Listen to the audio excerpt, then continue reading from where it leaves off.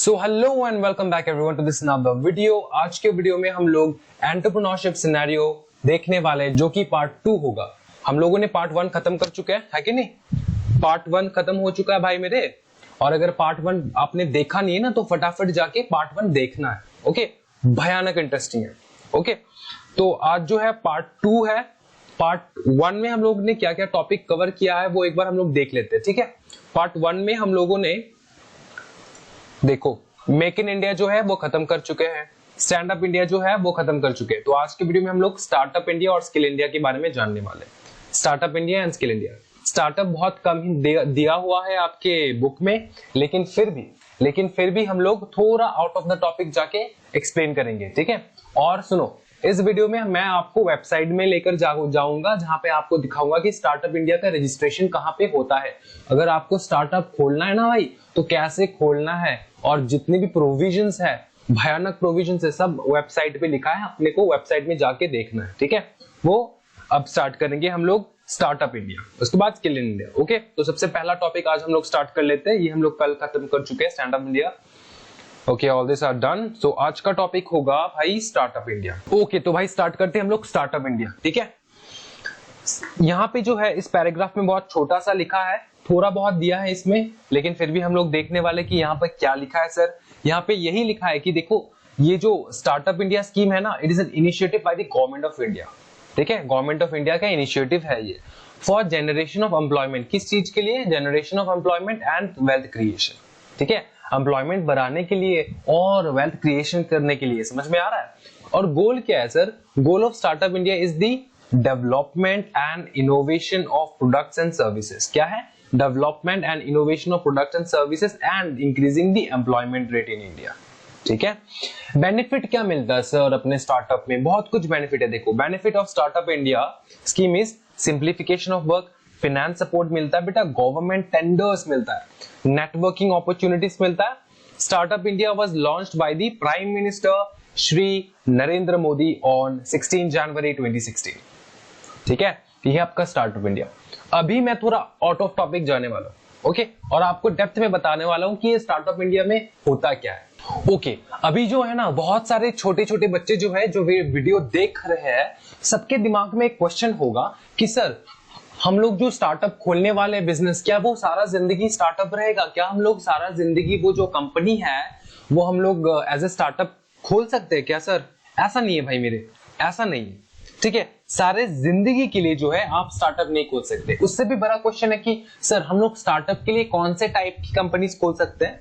Startup के लिए भाई 3 टाइप के प्रकार के आप लोग बिजनेस कर सकते हो। एक है पार्टनरशिप फर्म, एक है लिमिटेड लायबिलिटी पार्टनरशिप, एक है प्राइवेट कंपनी, ठीक है। एक है पार्टनरशिप फर्म, एक है लिमिटेड लायबिलिटी पार्टनरशिप और एक है प्राइवेट कंपनी। ये 3 प्रकार के आप बिजनेस कर सकते हो। समझ में आ रहा है?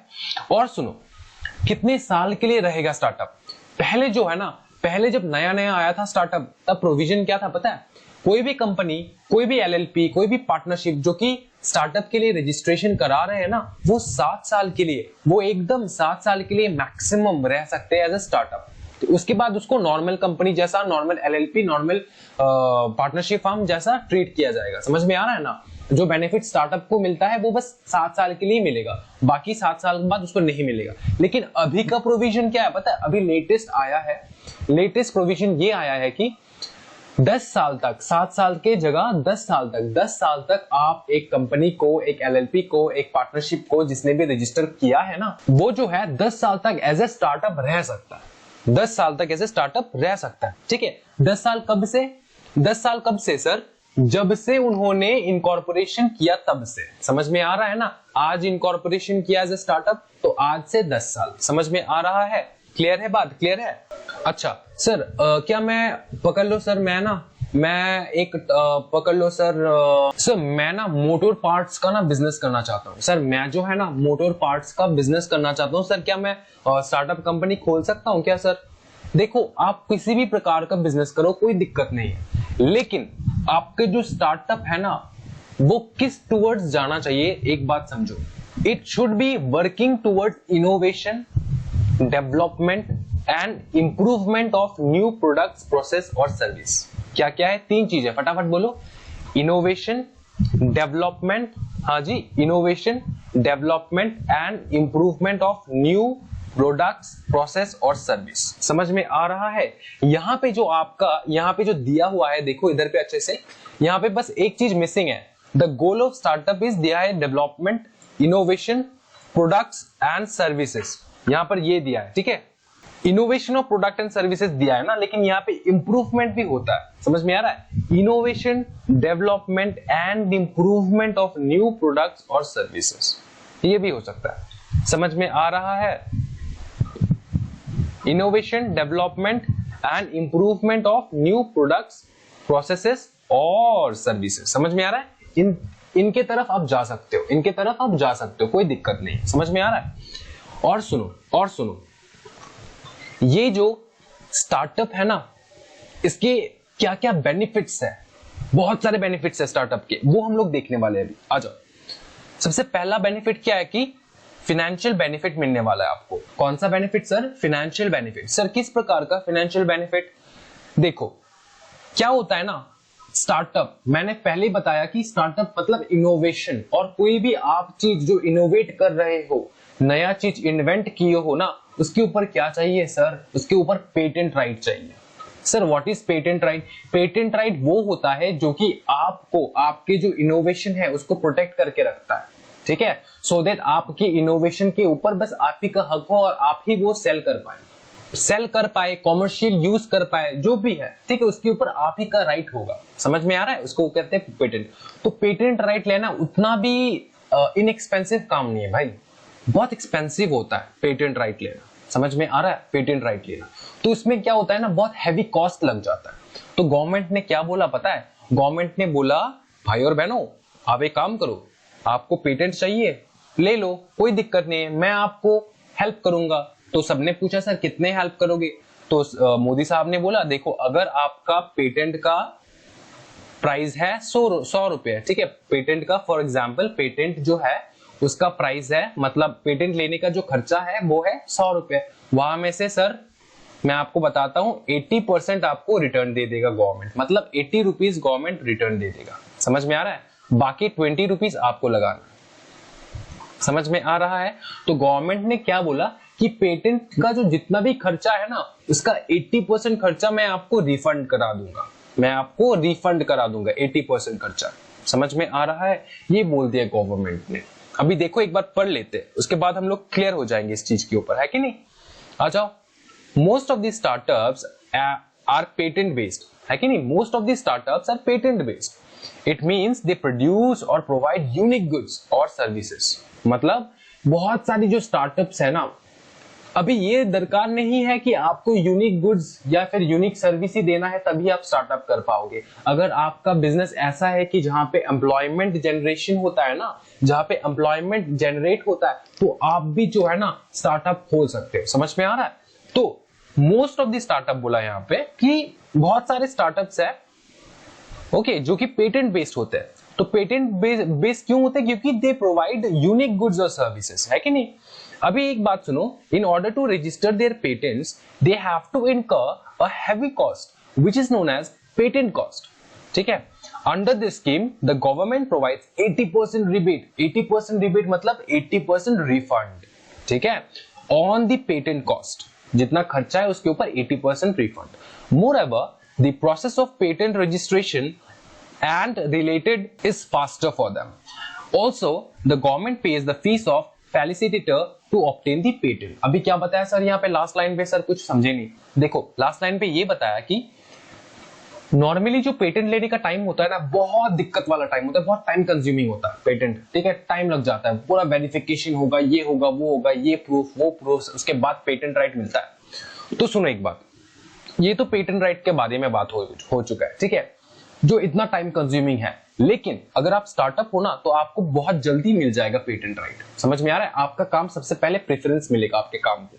समझ में आ रहा है? और उसके बाद गवर्नमेंट और एक खर्चा बेयर करेगा। देखो क्या बोला government pays the fees of the facilitator to obtain the patent. Sir ये फैसिलिटेटर कौन है?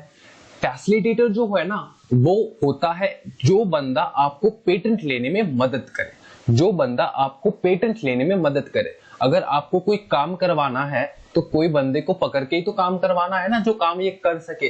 तो उस बंदे को कहते हैं हम फैसिलिटेटर। तो सुनो, मैं आपको एक चीज बताता हूं, बहुत टॉप सीक्रेट है। जो सीएस है ना भाई, सीएस, बंदे पूछते कि सर सीएस में स्कोप है क्या? मैं क्या बताऊं तेरे को स्कोप?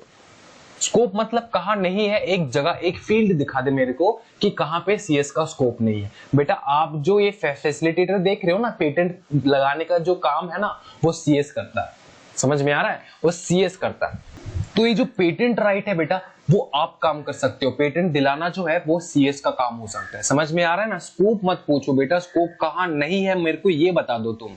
सब जगह पे स्कोप है, स्कोप ही स्कोप है। उसके बाद आओ, इधर आओ। ओके, इनकम टैक्स बेनिफिट, ठीक है। इनकम टैक्स बेनिफिट है ना, जो बहुत इंपॉर्टेंट टॉपिक है। शॉर्टकट में बताता हूं। देखो, इनकम टैक्स बेनिफिट का क्या होता है ना, आप अगर स्टार्टअप खोल रहे हो ना, तो 3 साल के लिए, देखो 3 साल के लिए आपको इनकम टैक्स देना दरकार ही नहीं है। 3 साल तक आपके कंपनी को, एलएलपी को, पार्टनरशिप फर्म को कोई भी किसी भी प्रकार का इनकम टैक्स देने का दरकार ही नहीं है। समझ में आ रहा है कितना ज्यादा फायदा है? देखो, ओके। लेकिन सुनो एक बात, ये जो 3 साल का जो एग्जाम्पशन है ना, कि 3 साल तक आपको इनकम टैक्स नहीं पे करना पड़ेगा, वो आपको कब मिलेगा पता है? जब आप ना सर्टिफिकेट लेकर आओ। जब आप इधर देखो, सर्टिफिकेट लेकर आओ, कहां से? From the inter ministerial board, from the inter ministerial board. अभी जो इंटर मिनिस्ट्रियल बोर्ड है ना, इनमें 3 कैटेगरी है, यहाँ पे दिया नहीं है, लेकिन फिर भी मैं बताना चाहता हूं आपको कि जो इंटर मिनिस्ट्रियल बोर्ड है ना, इसके अंदर 3 बंदे रहते हैं, कंसिस्टिंग ऑफ 3 प्रकार के बोर्ड। देखो, एक है joint secretary, department of industrial policy and promotion. दूसरा है representative of department of science and technology, और तीसरा है representative of department of biotechnology. ठीक है, तो 3 प्रकार के बंदे बैठते हैं। कौन कौन, फटाफट बताओ। एक है joint secretary, department of industrial policy and promotion. दूसरा है representative of department of science and technology. तीसरा कौन है? Representative of department of biotechnology. 3 बंदे कॉन्स्टिट्यूट करता है इंटर मिनिस्ट्रियल बोर्ड। समझ में आ रहा है?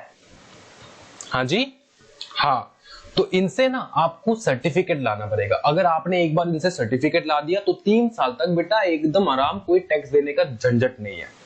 उसके बाद देखो, गवर्नमेंट ने और बताया कि एग्जाम्पशन मिलेगा आपको, टैक्स से तो मिलेगा, और tax on capital gains, capital gains का जो टैक्स है ना, उसके ऊपर भी आपको एग्जाम्पशन मिलेगी। सर ये कैपिटल गेन क्या है सर? देखो मैं बताता हूं। कोई अगर प्रॉपर्टी आप बेच रहे हो, उसके ऊपर जो आपको प्रॉफिट मिलता है वो होता है कैपिटल गेन। या फिर किसी भी प्रकार का इन्वेस्टमेंट कर रहे हो आप, उसके ऊपर में जो आपका गेन होता है, उसको कहते हैं हम लोग कैपिटल गेन। तो वो होता है कैपिटल गेन। ठीक है, तो कैपिटल गेन के ऊपर भी तो टैक्स लगता है ना भाई मेरे, कैपिटल गेन के ऊपर भी टैक्स लगता है। लेकिन गवर्नमेंट ने बोला, सुनो, हम लोग कैपिटल गेन के ऊपर भी आपको छूट देंगे अगर आपने स्पेसिफाइड कैटेगरी में, सुनो, स्पेसिफाइड कैटेगरी में इन्वेस्टमेंट किया तो। ठीक है, देखो, ठीक है, exemption from tax on capital gain if they invest money in specified funds. ठीक है, स्पेसिफाइड फंड्स में अगर आपने इन्वेस्ट किया तो आपको जो है छूट मिलने वाला है कैपिटल गेन्स में। क्लियर है? उसके बाद देखो क्या बताया यहाँ पे, रजिस्ट्रेशन बेनिफिट्स। भैया रजिस्ट्रेशन बेनिफिट्स भी है। रजिस्ट्रेशन बेनिफिट्स क्या है सर? देखो बहुत सिंपल है। रजिस्ट्रेशन बेनिफिट्स क्या है ना, कि जब आप रजिस्ट्रेशन कराने जाते हो, नॉर्मली कोई भी कंपनी इनकॉर्पोरेट कराने जाते हो, बहुत लंबा चौड़ा प्रोसेस होता है। ठीक है, बहुत लंबा चौड़ा प्रोसेस होता है। कई लोग तो ये सोचते कि यार कंपनी चलाने से ज्यादा दिक्कत है उसको इनकॉर्पोरेट करना। ठीक है, उसको इनकॉर्पोरेट करना, लेकिन स्टार्टअप के लिए ऐसा नहीं है। स्टार्टअप के लिए बस आप वेबसाइट पे जाओ और फटाफट हो जाता है, फटाफट हो जाता है। समझ में आ रहा है? अभी देखो यहाँ पे बहुत सिंपल है। यहाँ पे क्या पता है कि हाँ जी, everyone believes that incorporation and registration of business are far more difficult than running it. It is because of the long and complex steps of registration. बहुत लंबा स्टेप होता है ना भाई। Under the Startup India scheme, an application is there to facilitate registration. बस एक application लगा दो, हो जाएगा काम। बस एक एप्लीकेशन लगा दो, हो जाएगा काम। उसके बाद एक मीटिंग होता है। देखो, a single meeting is arranged to at the Startup India Hub. एक Startup India Hub में जो जगह है, वहां पे एक मीटिंग होता है। Okay, for your registration and all this kind of stuff. Okay. Also there is a single doubt and problem solving window for them. और आपके लिए single doubt and problem solving window भी है, मतलब सेशंस भी है, जहां पे आप जाके आपका जो डाउट्स है ना वो भी क्लियर कर पाओगे। वो भी आप क्लियर कर पाओगे। अभी मेरे को क्या करना है ना, आपको वेबसाइट में लेकर जाना है, वेबसाइट में लेकर जाके आपको दिखाना है। ओके, वेबसाइट में लेकर जाकर दिखाना है। उससे पहले हम लोग यहाँ पे एक बार देख लेते हैं फटाफट, गवर्नमेंट टेंडर्स देख लेते हैं। गवर्नमेंट टेंडर्स क्या है सर? बहुत सिंपल है। गवर्नमेंट टेंडर्स मतलब क्या होता है कि देखो, गवर्नमेंट जो टेंडर्स देते हैं right, to the companies, to the businesses, government projects, है कि नहीं। नॉर्मली देखो, एक जो कंपनी होता है ना, उसको अगर गवर्नमेंट टेंडर्स चाहिए होता है ना, बहुत तकलीफ, बहुत रोटी बेलना पड़ता है। इधर का सेटिंग होना चाहिए, उधर का सेटिंग होना चाहिए, इस पार्टी का सेटिंग, उस पार्टी का सेटिंग होना चाहिए। तब इतना सारा सेटिंग होने के बाद आपको मिलता है गवर्नमेंट, हाँ जी, गवर्नमेंट टेंडर्स। लेकिन स्टार्टअप में क्या है पता है, अगर आप पकड़ लो इस साइड में 3 बंदे हो, फॉर एग्जाम्पल 1 2 3, चलो 4 बंदे हो, बड़ा बड़ा कंपनी है, रिलायंस, टाटा, ठीक है, इंफोसिस, ये सारे बहुत बड़े बड़े कंपनी है फॉर एग्जाम्पल। और आप इधर पे चुन्नू लाल प्राइवेट लिमिटेड, ठीक है, स्टार्टअप, चुन्नू लाल प्राइवेट लिमिटेड स्टार्टअप। तो इन सब कंपनीज ने बोला सर अपन को प्रोजेक्ट दो, अपन आपको 89 रुपीस में बनाकर देगा, 89 का कॉस्ट लगेगा और अपन आप लोगों को दे देगा, ठीक है, बनाकर देगा। इतना बड़ा बड़ा कंपनीज। यहाँ पे चुन्नू लाल बोलता है सर आप प्रोजेक्ट मेरे को दो, मैं स्टार्टअप हूं, मैं आपको 100 रुपए में बनाकर दे सकता हूं। आप सोचो गवर्नमेंट किसको देगा, 89 वाले को देगा या 100 रुपए वाले को देगा? ऑब्वियसली आपके मन में आ रहा होगा 89 वालों को देगा, ऊपर से इतना एक्सपीरियंस है ये सब बंदे का, रिलायंस। हाँ, लेकिन गवर्नमेंट क्या करता है कि गवर्नमेंट इनको नहीं देते, गवर्नमेंट स्टार्टअप्स को देते हैं। चुन्नू लाल प्राइवेट लिमिटेड को मिल जाएगा, ठीक है, क्या मिलेगा? टेंडर्स, गवर्नमेंट टेंडर्स, क्योंकि गवर्नमेंट ने वादा किया है। समझ में आ रहा है? हाँ जी, हाँ, एक्सपीरियंस नहीं है फिर भी मिलने वाला है, यही तो फायदा है स्टार्टअप स्कीम का। अभी देखो इधर पे ध्यान लगाओ, हाँ जी, because of high payment and large projects but it is not easy to acquire the government tenders, ठीक है। Everyone seeks to acquire government tenders. क्या बोला? सबको चाहिए बेटा गवर्नमेंट टेंडर। किस लिए sir? Because of high payments, बहुत ज्यादा पेमेंट मिलता है, और लार्ज क्वांटिटी में लेते हैं ना प्रोजेक्ट, तो बहुत बड़ा क्वांटिटी, करोड़ों में प्रोजेक्ट होता है। But it is not easy to acquire government tender, सबको पता है सर। उसके बाद बताओ, under this scheme the startup gets priority in getting government tenders, also they are not required to have any prior experience। पहले का experience नहीं चाहिए मेरे को, क्योंकि तुम कौन हो? तुम हो स्टार्टअप, तो तुम बेटा देश का जो है ना, देश का बहुत तरक्की करने वाले हो आप, तो आप ही को मिलेगा government tenders. Huge networking opportunities, इसका मतलब क्या है कि देखो, साल में ना, मैं आपको बता दूं, एक साल में 2 बार, एक साल में 2 बार जो है ना स्टार्टअप फेस्ट होता है। स्टार्टअप फेस्ट होता है एक साल में 2 बार। यहाँ पे क्या होता है कि बहुत सारे जो जितने भी स्टार्टअप्स है ना, सब एक गेट टुगेदर करते हैं। कॉलेज फेस्ट देखे हो ना, नाचते हो, गाते हो, बहुत कुछ करते हो, वो स्टार्टअप फेस्ट होता है। लेकिन वो बिजनेस वाला स्टार्टअप फेस्ट होता है। नया नया टेक्नोलॉजी जो कुछ भी है सब लोग इंट्रोड्यूस कराते हैं, उसके बाद सब लोग अपना शोकेस करते हैं, talents and all that kind of stuff, inventions and all that kind of stuff. And उसमें क्या है ना कि बहुत सारे जो वैरायटी स्टार्टअप्स है, जो वो लोग आके एक साथ मिलते हैं, तो क्या होता है कि यार एक जो है ना, एक नेटवर्किंग बनता है, एक नेटवर्किंग बनता है कि नहीं? देखो पढ़ लेते एक बार। Networking opportunities means the opportunity to meet with various startup stakeholders at a particular place and time. The government provides this opportunity by conducting 2 startup fests annually. Startup India scheme also provides intellectual property awareness shops and awarenesses. हाँ, intellectual property मतलब क्या? वही patent right, copyright, ये सब समझ में आ रहा है? इस सब के बारे में जो है ना बताते हैं। कहां पे सर? स्टार्टअप फेस्ट में। क्यों सर? क्योंकि वो लोग तो सीएस नहीं है ना भाई मेरे, तेरे को पता है, लेकिन उनको तो पता नहीं ना, उन लोग तो बिजनेस करने का, वो लोग तो बेटा साइंस वाले बंदे हैं, कॉमर्स वाले भी हो सकता है, नो हार्ड फीलिंग्स, लेकिन मोस्टली साइंस वाले इनोवेशन के टूवर्ड्स जाते हैं वो लोग। समझ में आ रहा है ना? अपना क्या है, अपना हिसाब किताब करना है, ओके, पैसे का मामला समझ में आ रहा है ना?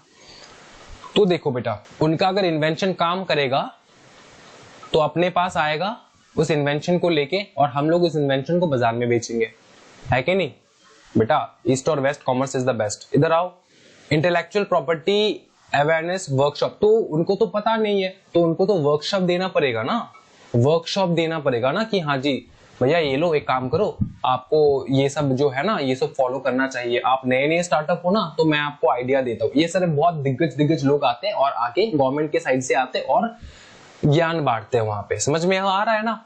अभी देखो यहाँ पे क्या लिखा है, registration of startup can be done only in the following types of companies. In type of companies के में ही अपने को रजिस्टर कराना है, नहीं तो पार्टनरशिप ले लो, नहीं तो लिमिटेड लायबिलिटी पार्टनरशिप ले लो, नहीं तो प्राइवेट लिमिटेड कंपनी ले लो। मैंने पहले बता के रखा है आपको, है कि नहीं? बताया था कि नहीं? पार्टनरशिप खोल सकते हो, लिमिटेड लायबिलिटी पार्टनरशिप फार्म खोल सकते हो, या फिर प्राइवेट लिमिटेड कंपनी खोल सकते हो। अभी बेटा हम लोग जाएंगे स्टार्टअप इंडिया के पेज में और आपने को दिखाना है मेरे को कि रजिस्ट्रेशन कैसे होता है स्टार्टअप का। Isn't it? ऐसा नहीं होना चाहिए कि भैया तो सिर्फ पढ़ाते रहते हैं और प्रैक्टिकली कुछ दिखाते नहीं, तो आपको दिखाना है मेरे को, ठीक है? इधर आ जाओ। ये देखो भाई मेरे, हम लोग आ चुके हैं स्टार्टअप इंडिया government.in के पेज पे। दिख रहा है www.startupindia.gov.in। क्लियर है भाई मेरे? देखा? अभी ये हम लोग स्टार्टअप पेज में आ चुके हैं। ओके, यहाँ पर देखते क्या क्या है सर। बहुत कुछ है, देखो एडवर्टाइजमेंट देके रखा है। तो स्टार्टअप के बारे में ट्विटर में जो फेमस ट्वीट्स है ना, ये है इधर पे। देखो क्या क्या फेमस ट्वीट हुआ है, अपील किया है from the ministry of railway to passengers and all this kind of tweets. Startup India में ट्वीट हुआ है। ओके, ऑल दिस ट्वीट्स है यहाँ पे। आप लोग इंटरेस्टेड हो तो आके एक बार देख सकते हो कि क्या क्या ट्वीट करते हैं। देखो भाई पीयूष गोयल क्या बोलता है, कि पीयूष गोयल बोल रहा है, in another strong vote of confidence in make in India. Make in India के बारे में बात कर रहे हैं। देखो अच्छे से देखो, आपके बारे में है। देखो टोटल एफडीआई इनटू इंडिया ग्रू एट 18%। वो बोल रहा है कि एफडीआई में जो है, मतलब फॉरेन डायरेक्ट इन्वेस्टमेंट जो है 18% बढ़ चुका है। किस कारण सर? देखो मेक इन इंडिया के लिए, मेक इन इंडिया, ठीक है, इन 2019 टू 2020, 2019 से 20 तक, टू रीच 73 बिलियन। लेकिन पहले क्या था? Total FDI has doubled from 13 to 14 when it was only 36 billion. पहले कितना था? 36 बिलियन। लेकिन ये जो मेक इन इंडिया स्कीम है ना, उसके लिए देखो कहां तक आ चुका है मेक इन इंडिया स्कीम में, 73 billion. This long term investment will support job creation. समझ में आ रहा है? देखो सब लोग जो है ना ट्वीट कर रहे हैं यहाँ पे। ओके, तो आप पढ़ सकते हो यहाँ पे आके। अपने को इंपॉर्टेंट चीज देखना। देखो गवर्नमेंट स्कीम्स एंड बेनिफिट्स। देखो यहाँ पे गवर्नमेंट स्कीम्स एंड बेनिफिट्स कौन सा है सर? देखो बहुत इजी है यहाँ पे, मैंने आपको बताया था। देखो इनकम टैक्स में बेनिफिट मिलता है सर 3 साल तक। देखो यहाँ पे पढ़ो, मैं यहाँ पे कर्सर इधर ले रहा हूं तो ये लाइट हो रहा है, तो आप पढ़ो इधर पे। For 3 consecutive year and exemption of capital gains and investment above fair market value. ठीक है, 3 साल तक बेटा टैक्स देना ही नहीं है। उसके बाद इधर देखो पेटेंट वाला, देखो फास्ट ट्रैक मतलब फटाफट पेटेंट मिलता है किसको? स्टार्टअप को। और वापस कितना होता है? 80% रिबेट इन फाइलिंग पेटेंट, मतलब 80% रिफंड भी हो जाता है पेटेंट के लिए। कितना बढ़िया बात है सर। ठीक है, easy wind up of company अगर बंद करना है वो भी फटाफट हो जाता है, 90 डेज के टाइम लिमिट पे खत्म हो जाता है। नॉर्मली जो होता है ना, नॉर्मली 180 प्लस 90 डेज होता है नॉर्मल कंपनीज का। मैं आपको बता दूं, इंसॉल्वेंसी एंड बैंक्रप्टसी कोड जो है ना वो हम लोग पढ़ेंगे। इंसॉल्वेंसी एंड बैंक्रप्टसी कोड देखो 2016, नॉर्मली जो कंपनीज है उनका 180 प्लस 90 डेज लगता है। ठीक है, गवर्नमेंट ने बोला है, लेकिन स्टार्टअप के लिए 90 डेज में हो जाता है। मतलब खोलने के भी टाइम नहीं है, टाइम बहुत ज्यादा नहीं लगता है, और बंद करने का भी टाइम ज्यादा नहीं लगता है। तो आप आराम से आ सकते हो, जा सकते हो, कोई दिक्कत नहीं, सब लोग पार्टिसिपेट कर सकते हैं यहाँ पे, है कि नहीं? और भी बहुत सारा है जो आपके सिलेबस में अभी के लिए नहीं है, तो हम लोग उसके साथ छेड़खानी नहीं करेंगे। नीचे आते हैं, देखते एक बार एक चीज। हाँ, इधर पे देखो फ्रीक्वेंटली आस्क्ड क्वेश्चंस। आपको जो मैं पढ़ाया हूं ना, सब इधर पे है। देखो व्हाट इज स्टार्टअप इंडिया, अपने को जानना नहीं है। What are the benefits provided under startup India, ये देख लेते हैं, इंटरेस्टिंग होगा। क्या बोलते हो? हाँ सर, इंटरेस्टिंग तो है सर। टैक्स एग्जाम्पशन तो मिल रहा है सर। देखो सर, आपने जो पढ़ाया वही है, देखो। ठीक है, easy winding up of the company, ये तो आपके सिलेबस में नहीं है, खैर इसलिए मैंने नहीं पढ़ाया, लेकिन बहुत कुछ है पढ़ाने को। मेरे को बस चले तो मैं सब कुछ पढ़ा दूं। देखो startup patent application IPR protection, मतलब इंटेलेक्चुअल प्रॉपर्टी राइट का प्रोटेक्शन। ठीक है, पेटेंट का। ठीक है, और देखो बहुत कुछ है, और भी बहुत कुछ है, लेकिन वो आपके सिलेबस में फिलहाल तो नहीं है। तो अपने को क्या करना है, जितना है उतना पढ़ना है अभी के लिए। अभी देखो इधर पे क्या है, देखो qualifies as a startup. What qualifies as a startup? देखो if it is incorporated as a private limited company, registered as a partnership firm, देखा, और limited liability partnership in India, ठीक है। और देखो 10 साल तक, up to 10 years from the date of its incorporation registration, ठीक है। 10 साल तक बन के रह सकता है क्या सर स्टार्टअप? अभी देखो उसका टर्नओवर जो है ना, उसका टर्नओवर जो है वो 100 करोड़ से नीचे होना चाहिए। अगर 100 करोड़ के ऊपर चला जाए ना तो वो स्टार्टअप नहीं रहेगा। जिसका टर्नओवर जो है वो 100 करोड़ से नीचे है ना, तो वो ही स्टार्टअप बन के रह पाएगा। ओके, इनकॉर्पोरेशन पकड़ लो, आज आपका इनकॉर्पोरेशन हुआ है। इधर देखो क्या लिखा है, if it's turnover for any financial year since incorporation registration has not exceed 100 crore, ठीक है। इनकॉर्पोरेशन बाद से उसने 100 करोड़ एक्सीड नहीं किया, एक्सीड किया तो स्टार्टअप नहीं रहोगे आप, इतना ज्यादा बेनिफिट नहीं मिलेगा, उसके बाद आपका बेनिफिट खत्म हो जाएगा। It's working towards what? Innovation. मैंने बोला था, देखो it's working towards innovation, development. मैंने बोला था एक वर्ड मिसिंग है आपके उधर पे, वो क्या है? देखो improvement of products and processes और सर्विसेज, है कि नहीं? बताओ, मैंने बताया था ना। उसके बाद देखो, और if it is a scalable business model, इस इनके टुवर्ड्स तो हो सकता है आपका बिजनेस, लेकिन अगर आप इन्वेंट नहीं करना चाहते, कुछ इन्वेंशन का कोई चक्कर नहीं है आपके दिमाग में, तो आप एक काम कर सकते हो, आप ऐसा कोई बिजनेस खोल सकते हो जहां पे एम्प्लॉयमेंट जनरेशन हो, ठीक है। Business model with a high potential of employment generation और वेल्थ क्रिएशन, है कि नहीं? समझे बाबू, ये सब है। ओके, और हाउ टू रजिस्टर स्टार्टअप जो है वो मैं आपको इधर पे दिखा दूंगा, बहुत सिंपल है। यहाँ पे जाना है, ओके, यहाँ पे जाना है, ऊपर वाला पेज है www.startupindia.gov.com, और आपको सीधा इधर जाना है। देखो ये इंसान देख रहे हो, बंदा, इसमें जाना है। अगर आप रजिस्टर्ड हो तो लॉग इन, अगर रजिस्टर करना चाहते हो तो यहाँ पे क्लिक कर सकते हो, आराम से रजिस्टर हो जाओगे। Create an account. क्लियर है भाई मेरे? क्लियर है एकदम? अभी देखो, ओके, स्टार्टअप खत्म हो चुका है भाई मेरे। अभी अपने को क्या देखना है? स्किल इंडिया, ठीक है। स्किल इंडिया पे हम लोग देख लेते हैं कि सर जी स्किल इंडिया में क्या है। सर जी कुछ नहीं है, बहुत इजी है। स्किल इंडिया के थ्रू ना गवर्नमेंट को एक कंपनी बनाना पड़ा, जो कि है नेशनल स्किल डेवलपमेंट कॉर्पोरेशन। ये कंपनी है। इस कंपनी में ना बेटा 51% जो शेयर है ना, वो किसका है पता है? प्राइवेट सेक्टर का, ठीक है। और जो कितने परसेंट सर? 51 बोले सर, 51%। और जो है ना 49% अपने गवर्नमेंट का। 49% शेयर किसका है? गवर्नमेंट का, ठीक है। और 51% शेयर सर प्राइवेट सेक्टर का है। समझ में आ रहा है? अभी देखो एक बात, तो सर ये किस प्रकार का कंपनी बन चुका है सर? देखो क्या लिखा है, पहले ये पढ़ो। It is a non profit public limited company. मेरे को एक बात बताओ, नॉन प्रॉफिट कंपनी जो होता है ना, नॉन प्रॉफिट कंपनी जो होता है वो हम लोग, मैंने आपको बताया था, शायद आपको याद है कि नहीं, बार बार रिपीट कर रहा था, section 8 company, section 8 company, section 8 company, section 8 company करके मैं रिपीट कर रहा था। जो भी नॉन प्रॉफिट ऑर्गेनाइजेशन है, नॉन प्रॉफिट कंपनी है, वो क्या होता है? नॉन प्रॉफिट कंपनीज जो होते हैं वो होता है section 8 company. Section 8 company, clear है? तो एक सेक्शन 8 वाला कंपनी है, incorporated on July 31, 2008 under section 25 of the Companies Act 1956। Sir यहाँ पे सर आपने गलती कर दिया सर, यहाँ पे सर सेक्शन 25 लिखा है सर। बेटा section 25 of the companies act 1956, मैंने सेक्शन 8 बोला ऑफ द कंपनीज एक्ट 2013। ये तो हट चुका है ना सर, मैं आपको बता दूं ये चीज, ये हट चुका है। 1956 हट चुका है, थोड़ा पुराना नोट्स है, लेकिन आपके पीडीएफ में यही नोट्स है, तो यही पढ़ना है कि नहीं? बाय चांस क्वेश्चन में अगर एग्जाम में पूछ ले सेक्शन 8 कंपनी दे दे तो सेक्शन 8 टिक कर लियो, मैं तो हर जगह कवर कर रहा हूं, है कि नहीं? अंडर सेक्शन 25, ये 2008 में, बेटा 2008 में तो बेटा 1956 ही चल रहा है, 1956 ही चल रहा है। 2013 वाला तो बाद में आया, 2013 कंपनीज एक्ट 2013 को 2013 आया, है कि नहीं? यह 2008 का है, 1956 चल रहा था 2008 में।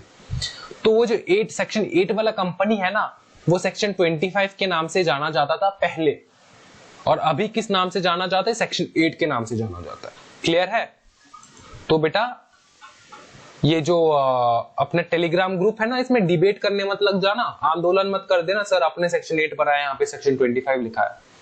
ठीक है, अभी देखो एनएसडीसी कौन? National skill development corporation was set up by the Ministry of Finance as a public private partnership PPP model. ठीक है, पब्लिक भी है, प्राइवेट भी है, पार्टनरशिप। ठीक है, पब्लिक प्राइवेट पार्टनरशिप मॉडल। ठीक है, यहाँ पे पार्टनरशिप है दो इंडिविजुअल का, एक है प्राइवेट सेक्टर, एक है पब्लिक सेक्टर। मैंने बताया ना, प्राइवेट सेक्टर 51, पब्लिक सेक्टर 49। ठीक है, अभी देखो the government of India through ministry of skill development entrepreneurship MSDE holds 49% of the share of NSDC, while the private sector has balanced 51% of the share capital। Sir पता है sir, आपने बताया था sir. ठीक है, बताया तो ठीक है, अभी आओ तो भी एक चीज देखो यहाँ पे। ठीक है, एक बार बैकग्राउंड को देखो, हम लोग पढ़ क्या रहे सर? हम लोग पढ़ रहे हैं सर स्किल इंडिया। तो अगर हम लोग स्किल इंडिया पढ़ रहे हैं, हमने क्या पढ़ा है? स्टैंड अप इंडिया पढ़ा है, हमने स्टैंड अप इंडिया पढ़ा है, स्टार्टअप इंडिया पढ़ा है सर। अभी स्किल इंडिया जा रहे हैं सर। ठीक है, स्किल इंडिया जा रहे हैं, मेक इन इंडिया भी पढ़ा है। तो sir make in India, stand up India, startup India सब में कॉमन क्या है सर? कॉमन यही है कि हम लोग बिजनेस खड़ा कर रहे हैं, बिजनेस खड़ा कर रहे हैं, है कि नहीं? स्किल इंडिया में भी बिजनेस खड़ा कर रहे हैं। जिस बंदों को लग रहा होगा कि गवर्नमेंट फ्री में ट्रेनिंग दे रहे हैं स्किल डेवलपमेंट के लिए, ठीक है, वो कंसेप्ट ठीक है, लेकिन पार्शियली ठीक है, पूरा ठीक नहीं है। मैं आपको बताता हूँ पूरा ठीक कंसेप्ट क्या है। स्किल इंडिया के थ्रू क्या होता है? स्किल इंडिया के थ्रू ये होता है कि गवर्नमेंट जो है ना, कंपनीज को बोलते हैं, बंदों को बोलते हैं कि भाई सुन, तुम लोग ना कंपनीज खोलो, ऐसा कंपनीज खोलो जो कि स्किल डेवलपमेंट में हेल्प करे। स्किल डेवलपमेंट में हेल्प करे। स्किल डेवलपमेंट में कैसा हेल्प सर? मतलब समझे नहीं। देखो, वोकेशनल इंस्टीट्यूशंस खोलो। सर वोकेशनल इंस्टीट्यूशंस मतलब वही इंस्टीट्यूशंस जो कि स्किल डेवलपमेंट में हेल्प करे। कोई भी स्किल हो, किसी भी प्रकार का स्किल हो। गवर्नमेंट में जो है ना, गवर्नमेंट ने जो है ना 21 सेक्टर्स बता दिया है, 21 सेक्टर्स बता दिया है स्किल इंडिया के थ्रू। 21 सेक्टर्स बता दिया है गवर्नमेंट ने, जहां पे आप कंपनी खोल सकते हो और ये सब जो स्किल है ना सिखा सकते हो। ये सब जो स्किल है वो सिखा सकते हो। सर एक दो एग्जांपल दीजिए ना सर, मतलब कौन सा कंपनी खोल सकते हैं सर हम लोग? देखो स्किल इंडिया के थ्रू ना, जैसे कि आप लोग बेकरी प्रोडक्ट्स बनाने में, रेफ्रिजरेटर्स एसी ठीक करने में, वाटर कूलर रिपेयर करने में, ठीक है, केटरिंग वाला, कंप्यूटर अकाउंटिंग वाला, टैली का जो काम है वो वाला, साइबर कैफे वाला, ग्लास कटिंग का, पॉलिशिंग का, समझ में आ रहा है? तो ये सारे जो है ना बेटा, ब्यूटी एंड हेल्थ का भी है, ब्यूटी एंड वेलनेस का जो एक है कैटेगरी वो भी है, समझ में आ रहा है? ये सारे स्किल इंडिया के थ्रू होता है। तो गवर्नमेंट क्या करता है? गवर्नमेंट बोलता है सुनो कंपनीज, सुनो मैं एक बात बताता हूं आपको, आप एक काम करो, आप ना कंपनी सेटअप करो, आप कंपनी सेटअप करो। और कंपनीज का मोटो क्या होना चाहिए, बिजनेस क्या होना चाहिए पता है? सब्जेक्ट किस सब्जेक्ट मैटर में होना चाहिए पता है?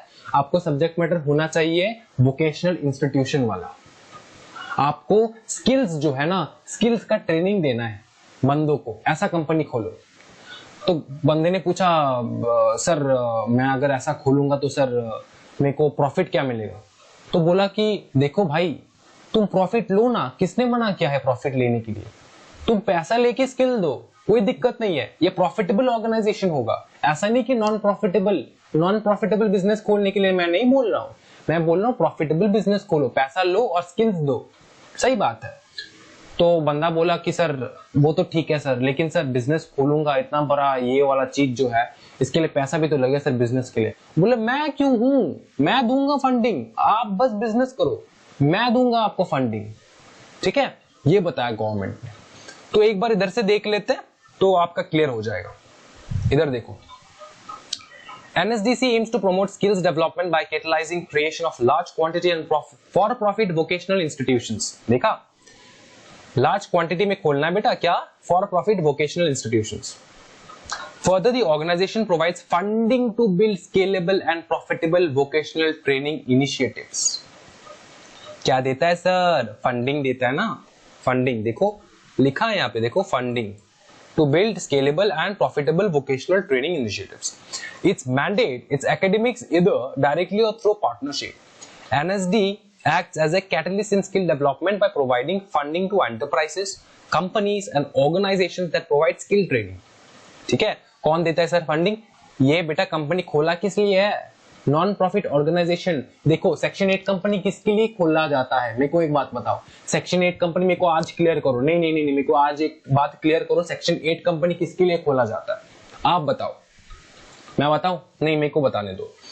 क्या होता है ना, सेक्शन 8 कंपनी जो है ना, it is a company. Section 8 company is a company. What kind of company sir? It's a non profit company. It is a non profit making company.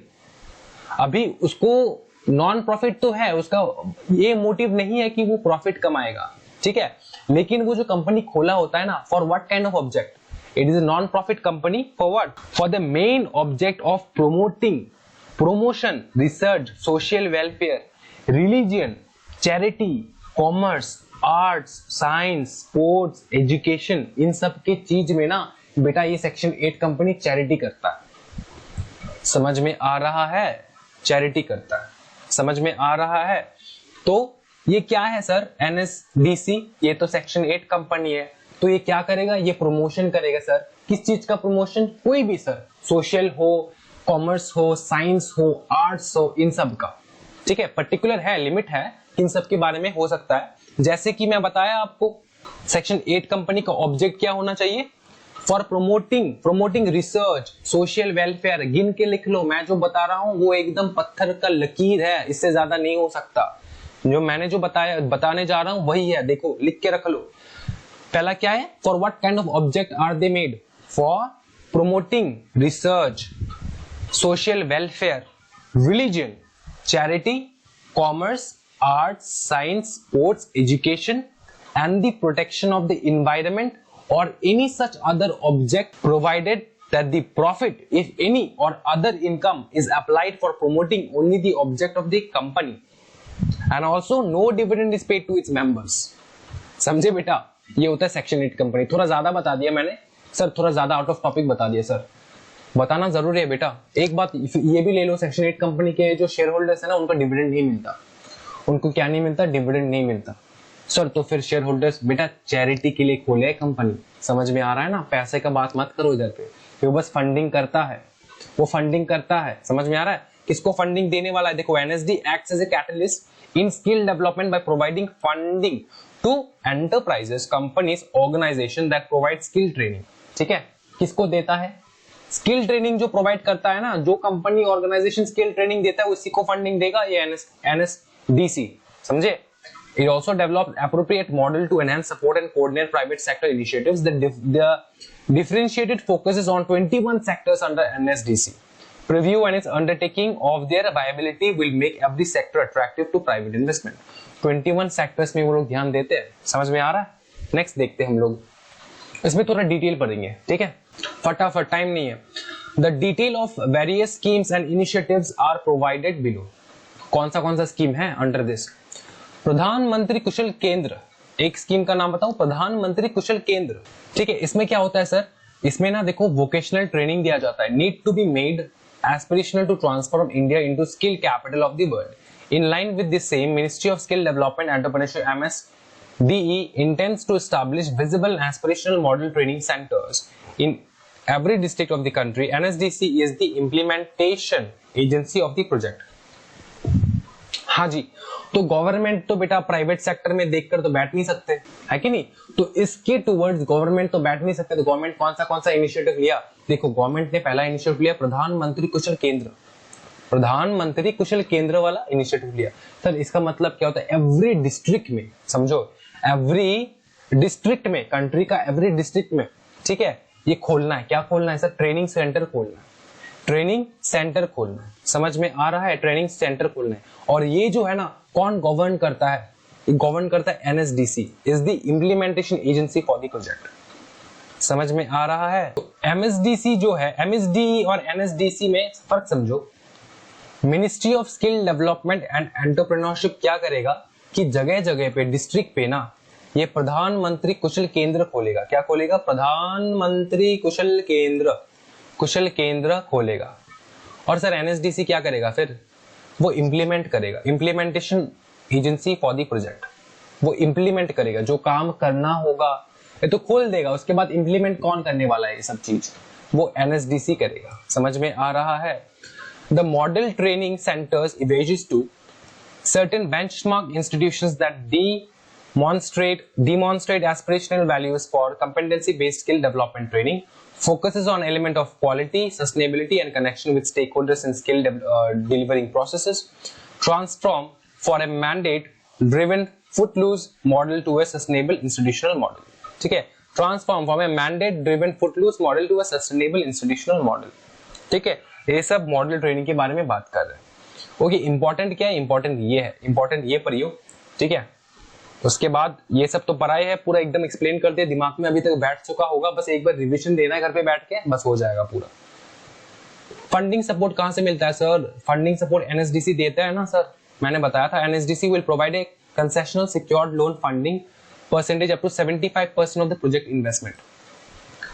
Sir अभी तो आपने बताया था सर पूरा मतलब बिजनेस करने के लिए पैसा देगा, सर पूरा बिजनेस करने के लिए पैसा देगा, अभी तो आपने बताया था सर यहाँ पे बताया था आपने, बहुत जोर जोर से बता रहे थे सर कि एनएसडीसी जो है ना वो फंडिंग करेगा। तो मैंने ये थोड़ी ना बताया 100% फंडिंग करेगा, मैंने ये थोड़ी बताया 100% फंडिंग करेगा।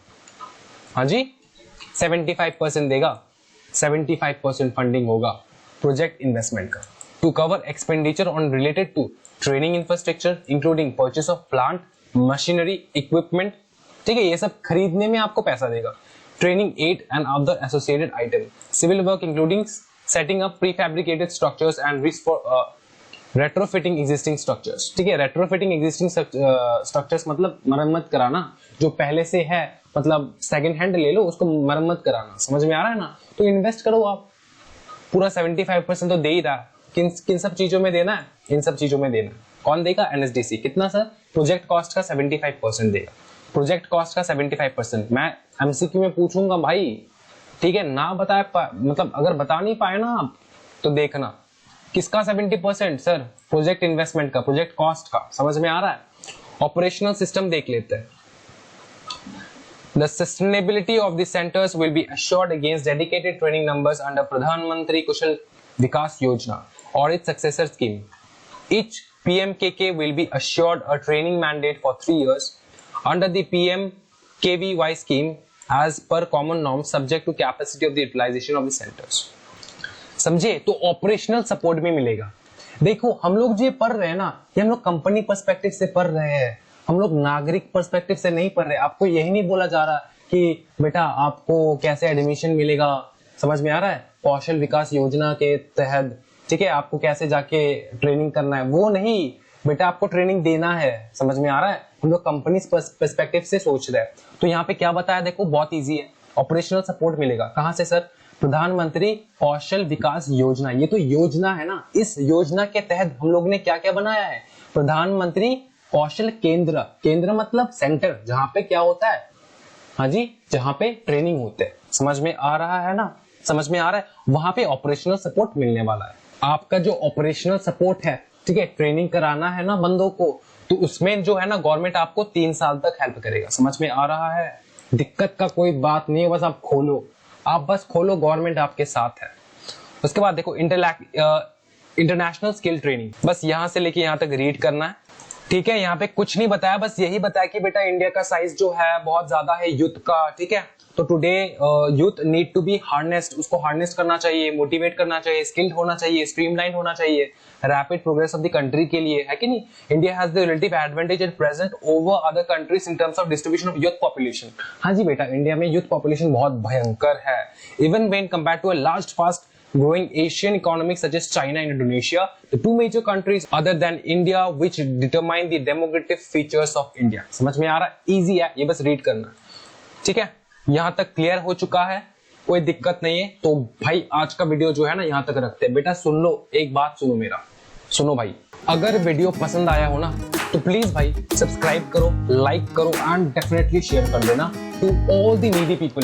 ठीक है, वो जो भी स्टूडेंट्स है उनके साथ, माँ बाप भाई बहन सबको शेयर कर दो। क्यों मैं बता रहा हूँ? क्योंकि ये जो काम का चीज है बेटा, स्टार्टअप कोई भी खोल सकता है, मम्मी खोल सकता है, ठीक है, स्टैंड अप इंडिया, है कि नहीं? स्टैंड अप इंडिया मम्मी को एक बार दिखाना वीडियो, उसके बाद देखो मम्मी खोलते कि नहीं स्टैंड अप इंडिया। ओके, उसके बाद सुनो, पापा को दिखाना है स्टार्टअप इंडिया, है कि नहीं। भैया को दिखाना है स्टार्टअप इंडिया, सब कुछ दिखाना है।